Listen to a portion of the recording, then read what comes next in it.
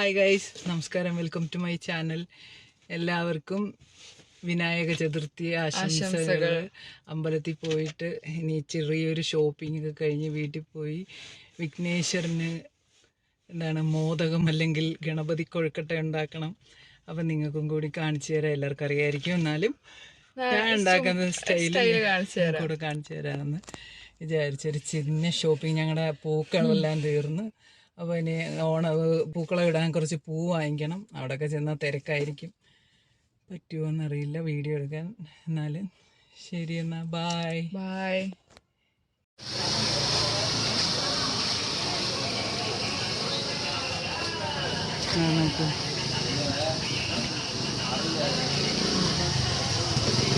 ശരിക്കും നോക്കി ഏതാ നല്ലതെന്ന്.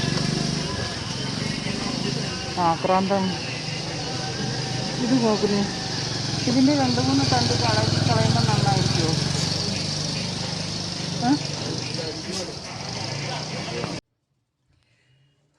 എല്ലാവരുടെയും ഗണേശോത്സവം ആയതുകൊണ്ട് ഭയങ്കര തിരക്ക്.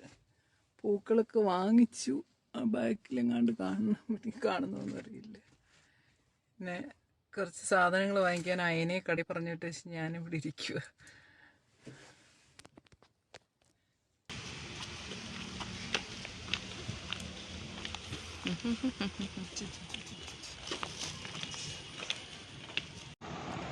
ഹായ് ഗൈസ്, പുറത്തൊക്കെ പോയി വന്നു, ഫ്രഷായി. ഇനി ഒരു കട്ടൻ ചായ കുടിക്കുക അയനയുടെ മോന്തയുള്ള ഗ്ലാസ് കപ്പിൽ. അപ്പോൾ ഇനി മോദകം അഥവാ ഗണപതി കൊഴുക്കട്ട ഉണ്ടാക്കട്ടെ. ഞാൻ അതിനുള്ള സാധനങ്ങളൊക്കെ വാങ്ങിക്കൊണ്ടാണ് വന്നത്. അപ്പോൾ ശരി, നമുക്കിനി വീഡിയോയിലേക്ക് പോകാം. അപ്പോൾ നമ്മുടെ ഗണപതി കൊഴുക്കട്ട അഥവാ മോദകം ഉണ്ടാക്കുന്നതിന് വേണ്ടിയിട്ട് ഇതാണ്ട് 1.5 കപ്പ് വെള്ളമാണ് ചേർക്കുന്നത് കേട്ടോ. അപ്പോൾ 1.5 കപ്പ് വെള്ളത്തിൽ തിളയ്ക്കുന്നുണ്ണെ. ഇനിയിപ്പോൾ തിളയ്ക്കുമ്പോൾ കാണിക്കാം. അതിലേക്ക് നമ്മൾ ഒരു 2 സ്പൂൺ പഞ്ചസാര ഇടുന്നുണ്ട്. കാരണം ആ പുറം ഭാഗത്തിനും ഇത്തിരി മധുരം ഇരുന്നോട്ടെ വെച്ചിട്ടാണ്. മധുരം ഇട്ടിട്ട് പിന്നെ കുറച്ച്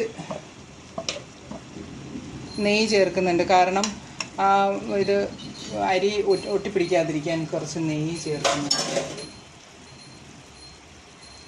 പിന്നെ കുറച്ച് പാല് ചേർക്കുന്നുണ്ട്, കൊഴുക്കട്ടയ്ക്ക് നല്ല വെള്ള കളർ കിട്ടാൻ വേണ്ടിയിട്ട്. ഇതൊന്ന് തിളക്കട്ടെ. ഇതെല്ലാം നന്നായി തിളച്ചു. അപ്പോൾ തീ ഓഫ് ചെയ്തിട്ട് 1.5 കപ്പ് അരിപ്പൊടിയാണ് ചേർക്കുന്നത്. 1.5 കപ്പ് അരിപ്പൊടി.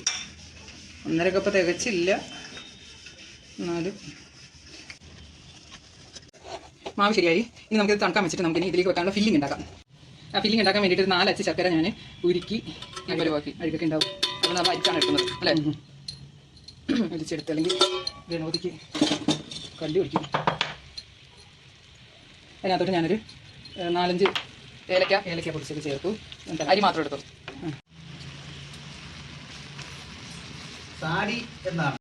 ഇനി കുറച്ച് നാളികേരം ചേർക്കാം. ഇത് തിളക്കാം.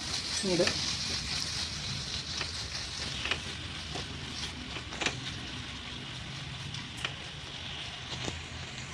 നമ്മുടെ ഈ തരിതരിപ്പോടുകൂടി പുട്ടിൻ്റെ അരിപ്പൊടിയില്ലേ, അതും 1 സ്പൂൺ ചേർക്കുന്നത്. അതൊരു ടിപ്പാണ്, നല്ലതാണ്. അത് പെട്ടെന്ന് അത് കുഴഞ്ഞ് കിട്ടാൻ വേണ്ടിയിട്ട്, ഡ്രൈ ആവാൻ വേണ്ടിയിട്ട്. തരിതരിപ്പോട് കൂടിയ നമ്മൾ സാധാരണ കൊഴുക്കട്ട ഉണ്ടാക്കും, അരി കുഴച്ച് അല്ലെങ്കിൽ ഗോതമ്പ് കുഴച്ച്.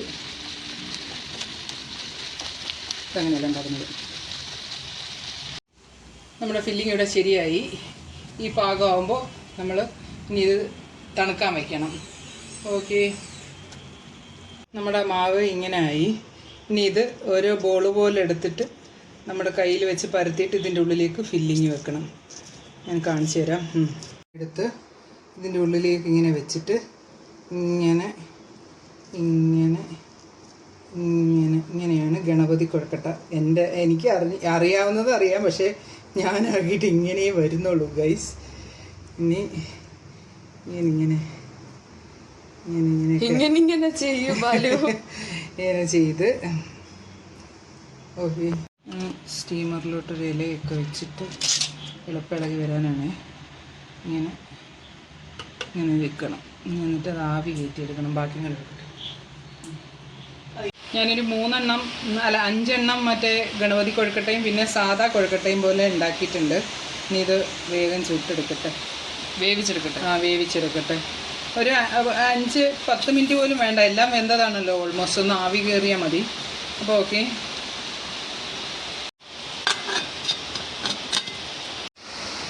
ഏഴ് മിനിറ്റൊക്കെ ആയി, നന്നായി വെന്തു. നമുക്കിത് തണുക്കാൻ വയ്ക്കാം.